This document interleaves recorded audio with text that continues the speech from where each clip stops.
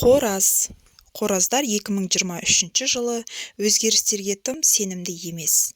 Тіпті ол бәрі жақсы өзгеріс болса да. Өткен жылғы оқиғалар сізге әлі де қысым салып, ол қиындықтар тек өзіңізге сену қажеттілігін еске салады.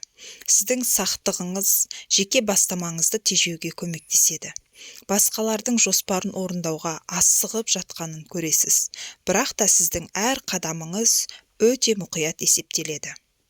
Тұрмыстық мәселе, өмір сүру және жұмыс жағдайын жақсарту үлкен маңызға ие болады. Кәсіби қызметте қызықты бағыт белгіленеді.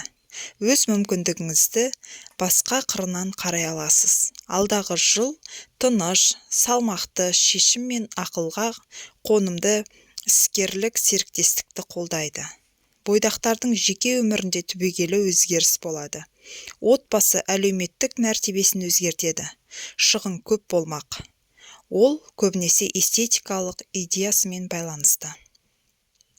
Қораздар, осымен 2023 жылға болжамдарыңыз аяқталды. Каналыма тіркеліп, лайк басып, комментарий жазуды ұмытпаңыздар.